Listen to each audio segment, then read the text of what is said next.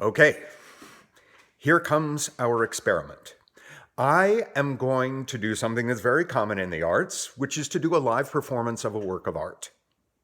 And I'm going to do it twice, and I want you to take notes after each performance that helps remind you of what actually happened inside you when you were listening, because that's the one that counts.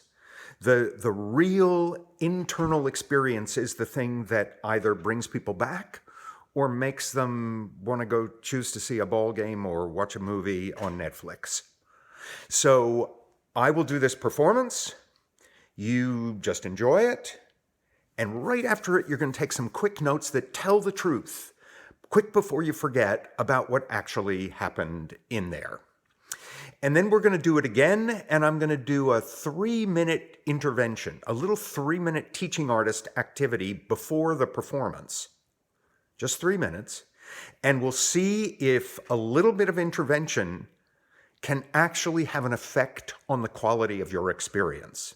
And that's why the second time you're going to write down notes too, so you can compare the kind of experience you had just on your own and the kind of experience you had with a little bit of preparation from a teaching artist.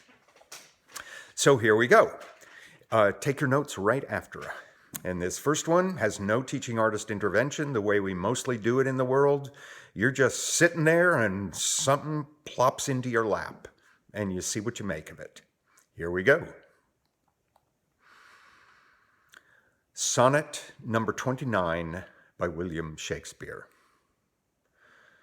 When in disgrace with fortune and men's eyes, I all alone beweep my outcast state, and trouble deaf heaven with my bootless cries, and look upon myself and curse my fate, wishing me, like to one more rich in hope, featured like him with friends possessed, desiring this man's art and that man's scope.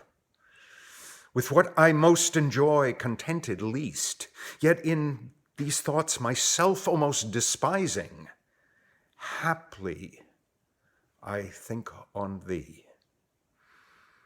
Then my state, like to the lark, at break of day, arising from sullen earth, sings hymns at heaven's gate. For thy sweet love remembered, such wealth brings, that then I scorn to change my state with kings. Okay, write some quick notes for yourself. What happened in there as you were listening? Tell the truth. Where did your mind go? Did you veer off? Did you stay with it? Did you notice things? Did you have associations? Did you give up? Do you have recollections of 9th grade English class? Just some notes so you remember. Okay. Now, if we were in a workshop, here's a question I'd ask you now. What could I do in 3 minutes before speaking that sonnet that you know a little bit now, that you think would help you make a stronger connection to it? What could I do? Like 3 minutes of talking or something right before it that would really help you. I can tell you some of the answers I usually hear when I give that challenge. Very often I hear, the language is a big barrier. You could help me out a little bit there. So I could have given you a little lexicon of some of the most unfamiliar words and prepared you to receive them. Or I could have spoken it in contemporary English, American English, to sort of let you know what's going on in there before you encounter the recalcitrance of the language. Some people say, could you give me a little context so I know what's going on theatrically, like who's talking to who, what's going on? I could sort of set up a dramatic situation and say, so here's what's going on. Or some people would welcome a little historical context, like what were sonnets for? What are sonnets? What's the structure of a sonnet? Or, what did sonnets mean way back when? And, why should I care about this? Even why did you, as an artist, why did you pick that? Of all the things you could have picked in the world to share with us, you picked that. Why did you pick that? Those are all really good standard ways of introducing non-arts club audiences to your work of art.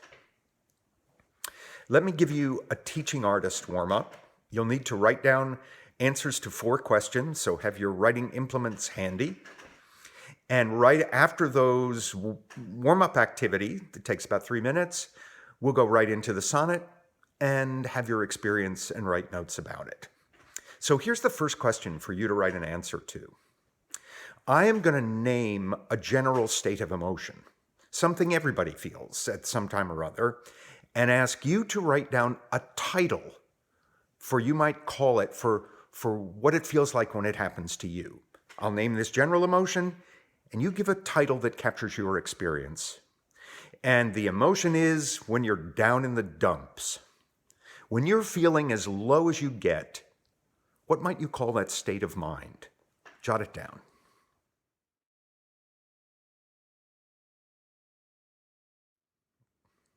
Okay. Here's the second question.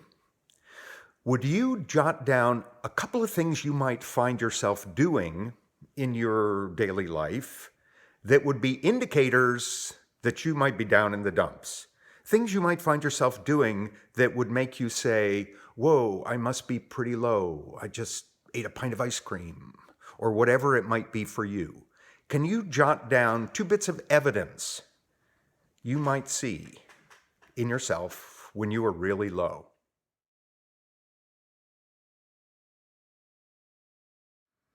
By the way, it helps this activity if you actually do it instead of just thinking the answers, but if you write them down.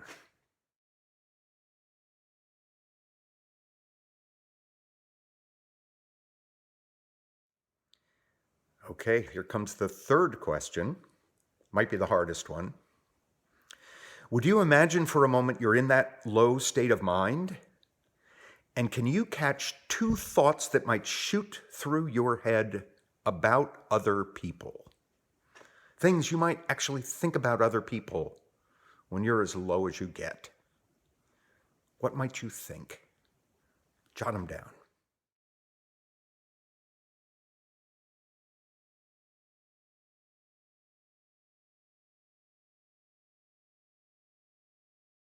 You got it? Here comes our last question. Would you jot down something that could happen in your life, or does happen in your life, that lifts you right out of that state of mind, out of that low place?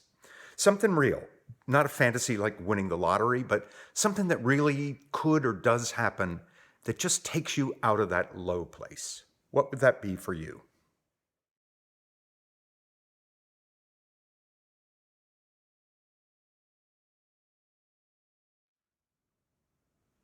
Great. So it's sonnet time again. Listen all the way through, and then quick take notes afterwards to capture the details of the quality of your experience this time. Sonnet number 29 by William Shakespeare. When in disgrace with fortune and men's eyes, I all alone beweep my outcast state, and trouble deaf heaven with my bootless cries, and look upon myself and curse my fate, wishing me like to one more rich in hope, featured like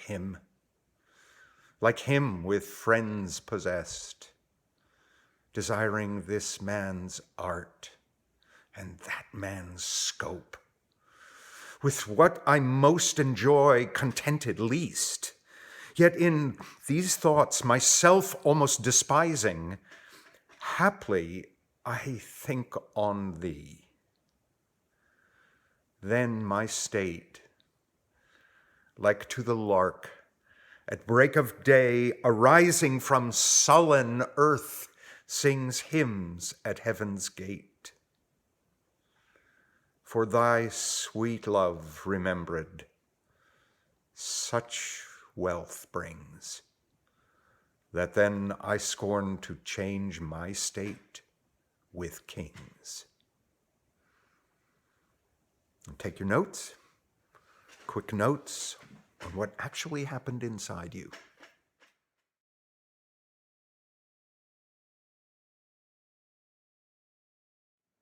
You can put a pause if you want to write more notes and then pick back up. Because here's a few thoughts about it. If the magic worked, if the teaching artist intervention worked, and it isn't always successful for everyone, but if it did, the listening to your first round, your notes probably went something like, I don't know what to do here. I gave up and stopped listening partway through. I kept trying, and there were some phrases I could kind of capture, but it didn't really add up to anything. Maybe you got pissed off. Why did you dump Shakespeare on me? I've hated it since ninth grade. But there probably was not a real connection, a personally relevant connection inside the artwork. Now, the second listening, if things went well, and this is based on experience in the past, you began to feel some connection, maybe the arc of feeling that you got. And notice that I didn't tell you anything. I asked some questions. I invited you to bring up your own personal relationship to the subject matter. And if all went well, you began to connect. If it went really well, you actually started to feel something emotional. That's a huge accomplishment. If you can I purposely picked this tight-assed art form that we don't do in the 21st century, a little fuss budgety thing in old-fashioned language.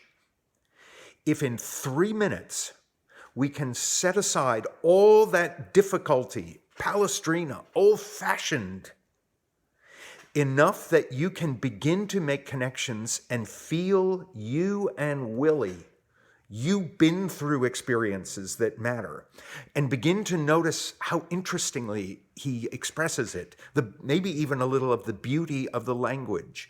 And you actually begin to feel with the author of a 400-year-old piece of art in a form we don't use anymore. What an accomplishment. Don't minimize how powerful that is. That without my telling you one thing about the language or the setting, you can set aside all that stuff that was in the way on the first hearing and go right inside and find your place, find your personally relevant connections. That is what is possible